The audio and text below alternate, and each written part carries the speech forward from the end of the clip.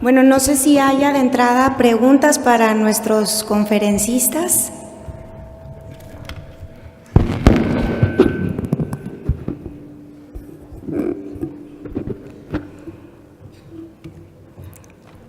Bueno, a mí me gustaría ampliar en algunas cosas lo del programa de cáncer de mama en mujeres jóvenes que presentó Ale.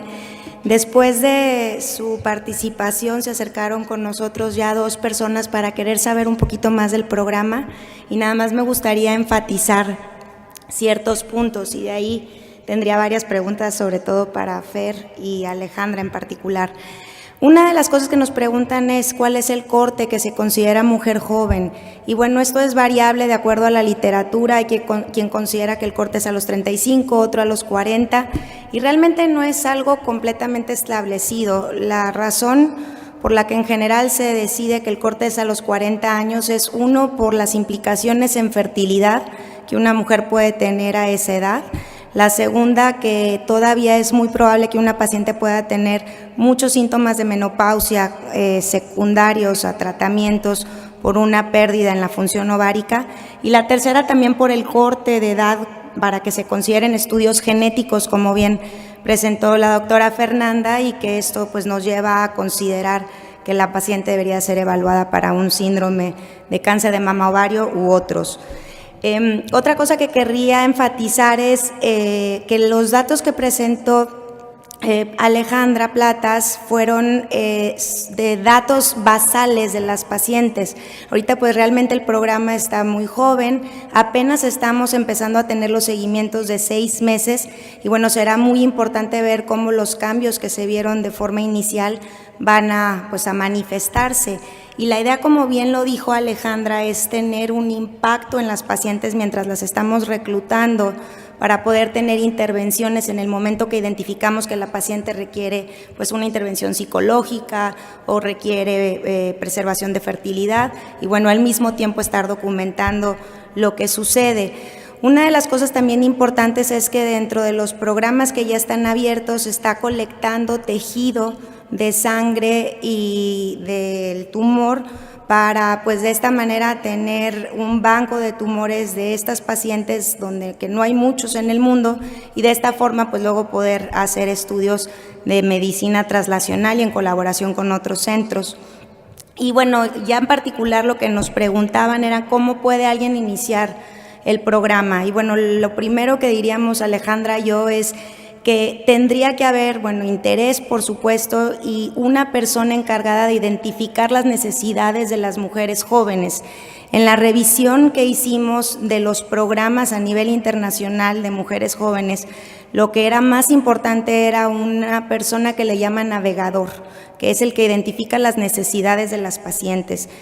Generalmente es una enfermera, un psicólogo, pero por supuesto puede ser un médico, y de hecho generalmente somos los médicos quien debemos preguntarle a las pacientes qué es lo que necesitan.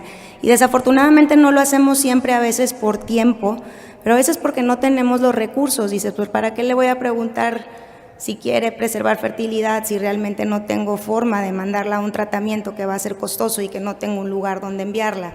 Entonces, pero finalmente lo primero sería identificar las necesidades. La segunda es que quien muestre interés y tenga esta iniciativa, nosotros ya tenemos generado material informativo que se le puede dar a las pacientes en cuanto al cáncer de mama en mujeres jóvenes en general, las repercusiones en fertilidad, genética, anticoncepción, adherencia al tratamiento con tamoxifeno.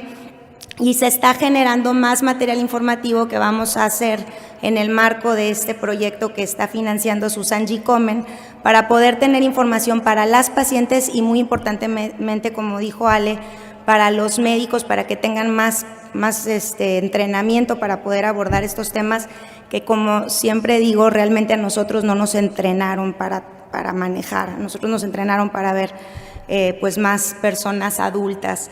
Tenemos también disponible y que adaptamos de uno de los programas, el de Dana-Farber, un checklist que tiene tanto el médico como la paciente para que se aborden todos los temas importantes que se deben de considerar en estas mujeres.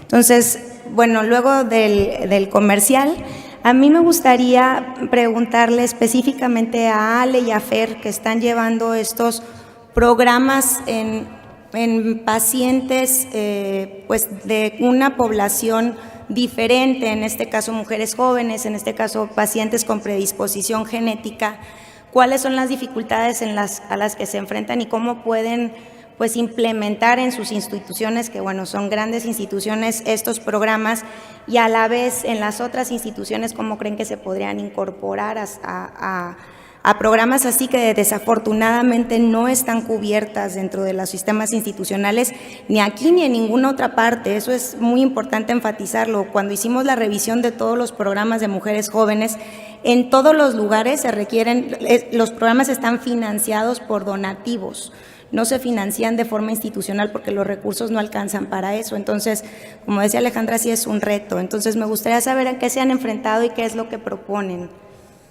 Y abrirle un poco a discusión esto, ¿no? Yo creo que ¿y aquí? La primera barrera que yo veo para este tipo de programas, por lo menos en el caso de mujeres jóvenes, es que no es un programa contemplado dentro del instituto. Es algo que se tiene que desarrollar y que bien puedes hacer uso de los recursos del instituto. No está diseñado de esa forma. Entonces, generar el cambio, integrar otros servicios a una nueva causa dentro del instituto no siempre es lo más fácil, pero se logra. Y una vez que se da todo el terreno para crecer un nuevo proyecto, entonces sí, buscar algunos otros recursos para irlo creciendo cada vez. Creo que es una barrera, pero al final no es una limitante. Pues como bien dices, uno de los principales limitantes son los costos.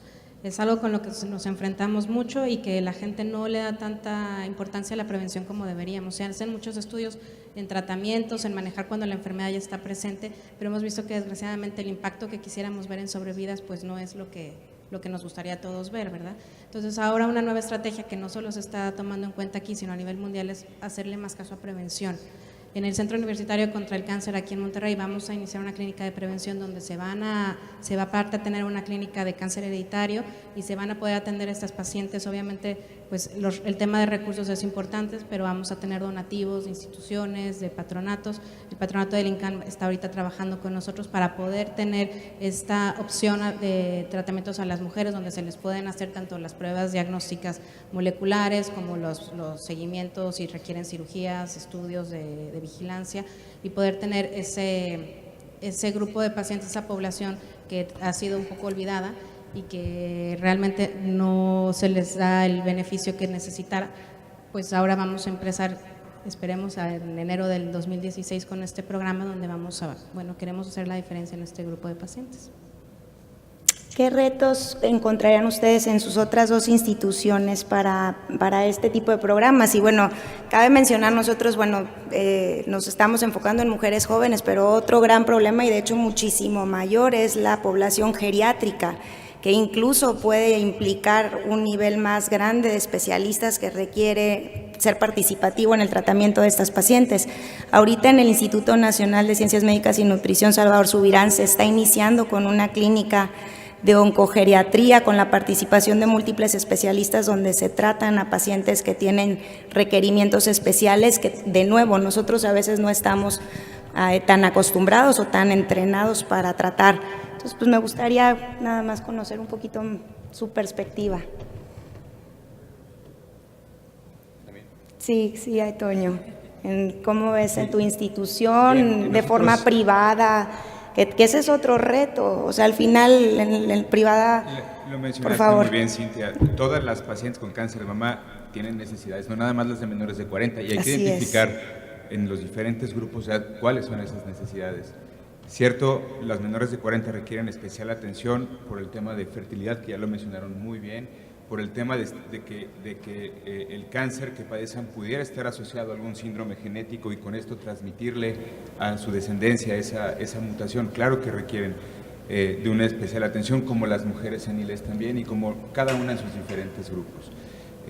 Sin lugar a dudas que la disposición de pruebas genéticas y de alguien que logre identificar qué pacientes son las que sean susceptibles de esas pruebas requiere de trabajo, requiere de inversión. Pero déjenme decirles algo breve que quizás me salga un poco del tema. Yo trabajo en el FUCAM. FUCAM es una institución privada, es híbrida porque es privada, pero trabaja con recursos del Seguro Popular. Nosotros tenemos en una base de datos en la que estuvimos trabajando y que cerramos números hace poco, tenemos 13.3% de mujeres menores de 40, es decir, juntamos 530 y tantas. Pero bueno, lo que les quiero mencionar con relación a los recursos, es que los recursos bien administrados del Seguro Popular y aplicados de manera adecuada al manejo de las pacientes, cuando nosotros evaluamos sobrevida y comparamos los resultados de sobrevida de la base de datos americana del CER, tuvimos porcentajes de sobrevida idénticos, por grupos de edad, por subtipos. En ese momento no se analizan con detenimiento los subtipos biológicos, pero sí el grado tumoral, etcétera. El tema es obtener recursos para hacerlo extra, ¿no? Exacto. Para hacer lo que están proponiendo ustedes. Y eso solamente organismos no gubernamentales, fundaciones, asociaciones como pues, Grupo Reto, CIMA, todas las que ya conocemos podrían intervenir en eso. El problema del INCAN, del Juárez, del siglo XXI, es que la carga laboral es grandísima para los médicos que estamos trabajando ahí. Sí. Y de pronto no hay uno que diga, sí, yo quiero impulsar esto y yo me la quiero, yo seguro que puedo con esto y lo voy a hacer extra. Ese es el problema quizás, ¿no? Que no haya una persona específicamente designada para atender grupos de edad y necesidades de cada grupo de edad. Ese es el problema que quizás yo vería. Que una parte de lo que se ha hecho en el INCAN en particular para abordar ese tipo de situaciones es este papel de nuevo de la navegadora. Hay un programa especial de navegación donde un grupo de personas con diferentes entrenamientos, algunas como decía psicólogas, enfermeras o algunas ni siquiera con un entrenamiento tan profesional, se acercan simplemente a la paciente y le dicen qué necesitas y de esa forma pueden canalizarla pues a donde pueden dirigirlas, sea de forma institucional o sea incluso de forma alterna. Algo que nos sucede mucho también a nosotros es que hay muchos grupos de asociaciones no gubernamentales que tienen estrategias diferentes y formas diferentes de ayudarnos y a veces no lo conocemos porque falta más comunicación entre médicos y entre advocates y navegadoras y gente que ya está haciendo mucho y que a veces no nos enteramos. Ale. Ya, otra cosa que yo agregaría es, este es un modelo que nosotros usamos para atender al grupo de mujeres jóvenes con cáncer de mama. Finalmente creo que lo podemos hacer en muchas poblaciones más, lo podemos hacer en las geriátricas, lo podemos hacer en todo lo que se nos ocurra porque cada grupo tiene sus necesidades particulares. Y al final sí se necesitan recursos, pero creo que se necesita más iniciativa para hacerlo. El tema es arrancarlo y de ahí llevarlo al siguiente nivel. Lo que necesitamos son líderes en cada uno de esos temas que están descubiertos, porque me queda claro que en todos los rubros podríamos mejorar la atención. Y yo quisiera agregar algo en eso, que sí, definitivamente no podemos ser expertos en todo. Entonces yo ahorita el grupo se enfoca en mujeres jóvenes, les digo, hay un grupo en nutrición de oncogeriatría, entonces sí probablemente podría ayudarnos que en cada institución se identificaran líderes que tuvieran interés en diferentes sectores, ya sean neoplasias o sean grupos de edad diferentes, donde empiecen a adquirir más especialidad, más interés, que se busquen entre gente que tenga la misma inquietud y pues de esta forma podemos avanzar. Ya para terminar, una de las cosas que nos dimos cuenta cuando hicimos la revisión de los programas internacionales es que ¿cuántos fueron? 11 en Estados Unidos y que casi todos trabajan de forma separada por un bien común. Hay 11 páginas de internet donde ven todos cosas de mujeres jóvenes y luego dices, ¿por qué mejor no se unen? Reparten información y mejor nos ayudan a nosotros. Y qué bueno, lo hacen. Ahorita este recurso de Susan G. Komen nos va a permitir elaborar este material en español adaptado a las pacientes mexicanas. Entonces, finalmente se requiere iniciativa y colaboración. No sé si alguien más quiera agregar algo para terminar. ¿Nuestros panelistas? Bueno, pues muchas gracias por su atención y continuamos con el simposio.